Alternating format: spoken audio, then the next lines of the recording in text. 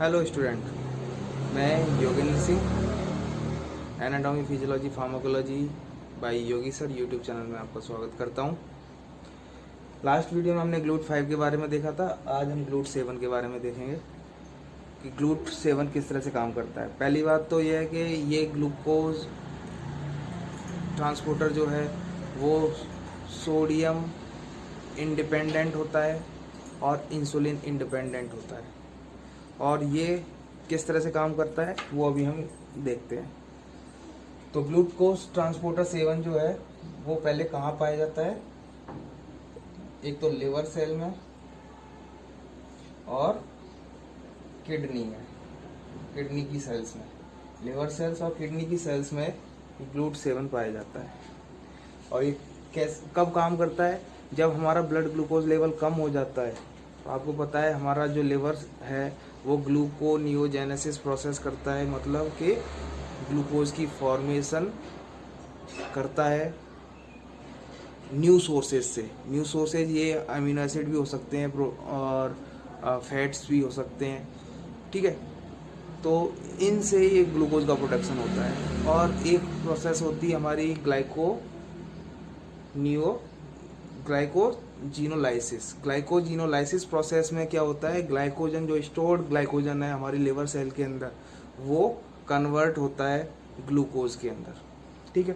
तो जैसे अगर मैं बात करूं लिवर सेल की, ये हेपेटोसाइट की, तो ये हेपेटोसाइट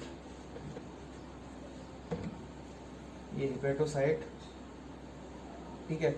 इस हेपेटोसाइट्स के अंदर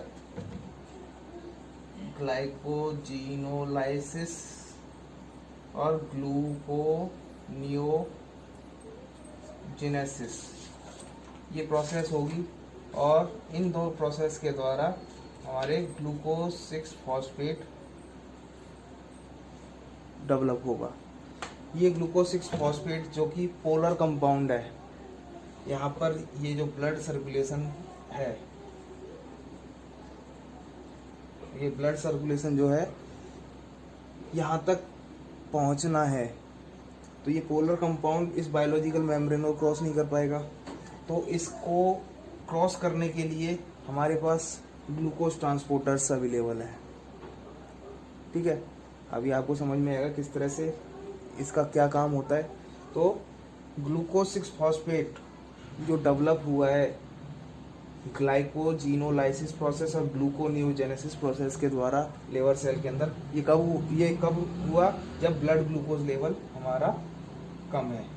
ब्लड ग्लूकोज लेवल जब हमारा कम है तो ये प्रोसेस हुई लिवर सेल के अंदर और ग्लूकोज 6 फॉस्फेट का निर्माण हुआ। ये सिंथेसाइज हुई ग्लूकोज 6 फॉस्फेट, ठीक है। तो हमारा जो आपको पता है हेपेटोसाइट्स के ऊपर एक ट्रांसपोर्टर जो पाए जाते हैं वो होते हैं GLUT2।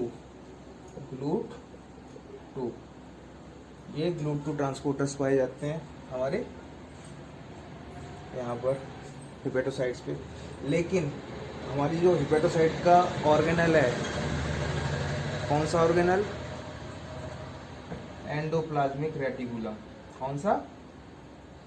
ये हमारा एंडोप्लाज्मिक रेटिकुलम है। सपोज ये हमारा एंडोप्लाज्मिक रेटिकुलम है। ये एंडोप्लाज्मिक रेटिकुलम, यहाँ पर हमारा ग्लूट 7 पाया जाता है। ये जो ट्रांसपोर्टर है, ये ट्रांसपोर्टर हमारा ग्लूट 7 है। ये क्या है? ग्लूट 7। ये ट्रांसपोर्टर हमारा ग्लूट 7 है। और ये ग्लूट 7 जो है ये ग्लूकोज 6 फॉस्फेट को इस मैकेनिज्म के अंदर जो ग्लूकोज की फॉर्मेशन करके इसको ट्रांसपोर्ट करता है, मूव कराता है साइटोप्लाज्म के अंदर। हेपेटोसाइट है, हेपेटोसाइट के अंदर ये साइटोप्लाज्म है। तो ये साइटोप्लाज्म के अंदर पहले साइटोप्लाज्म के अंदर आपका ग्लूकोज 6 फॉस्फेट सिंथेसाइज हुआ। अब ये ग्लूकोज 6 फॉस्फेट यहाँ पर एक ट्रांसलोकेज एंजाइम पाया जाता है, प्रोटीन पाई जाती है, ग्लूकोज 6 फास्फेट ट्रांसलोकेज।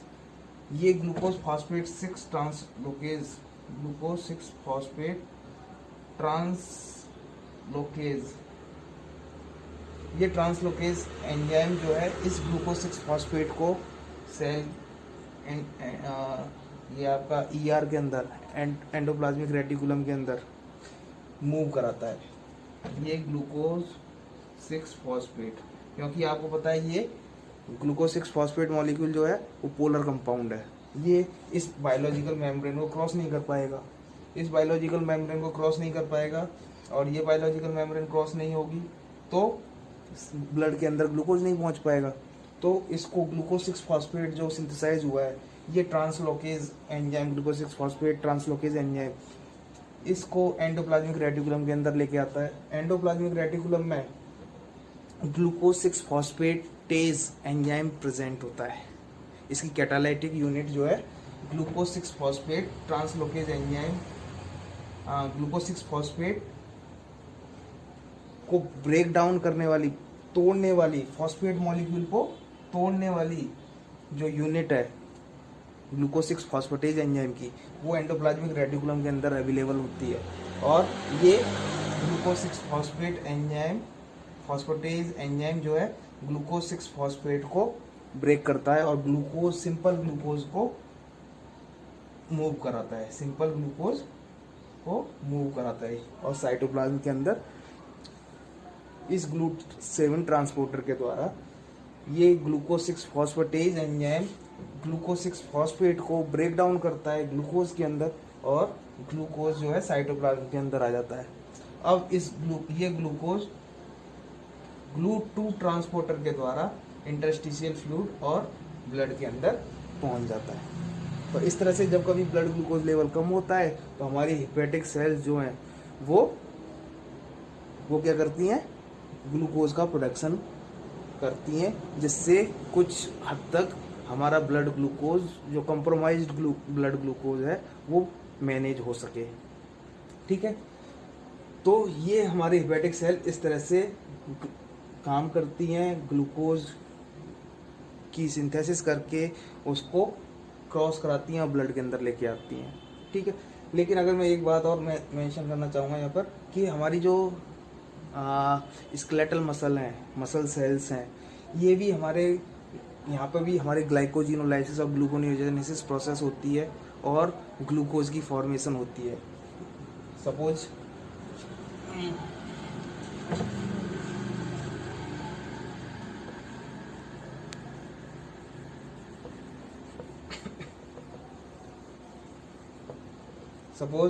ये हमारी मसल है ये स्केलेटल मसल। इस मसल में ग्लूकोनियोजेनेसिस, ग्लाइकोजिनोलाइसिस, ये ग्लाइकोजिनोलाइसिस प्रोसेस हुई, ग्लाइकोजन स्टोर्ड रहता है यहाँ पर, आपको पता है। तो मसल के अंदर ग्लाइकोजन जो स्टोर्ड ग्लाइकोजन है, जब कभी ब्लड ग्लूकोज लेवल कम हुआ है, ठीक है, तो ब्लड ग्लूकोज लेवल कम हुआ है तो मसल को भी ग्लूकोज की ज़रूरत होती है अपनी वर्किंग प्रोसीजर के लिए, अपनी किसी चीज़ को मूव कराने के लिए अपनी मसल को भी ग्लूकोज की ज़रूरत है।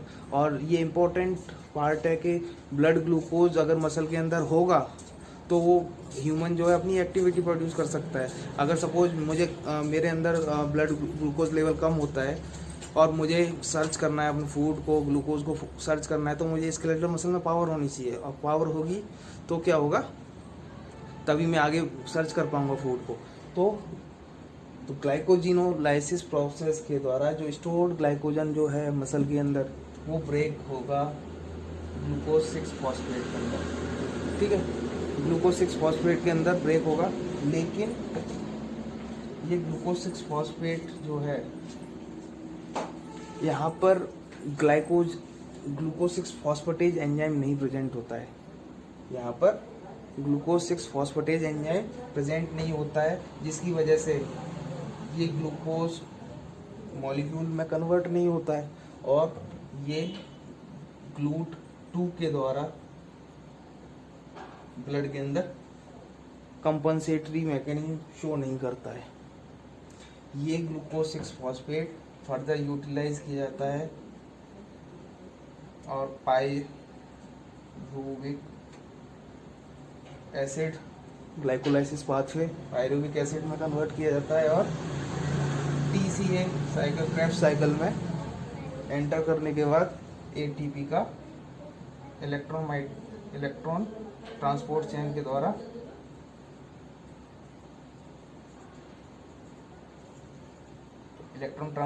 द्वारा ATP जनरेट होती है। ये ATP स्केलेटल मसल को पावर एनर्जी देती है और मूव कराने में हेल्प करती है, जिससे मैं अपना कोई भी food in case of glucose low level of glucose जब मेरी बॉडी के अंदर है तो मैं उसको आराम से अचीव कर सकता हूँ अपने गोल को। ठीक है।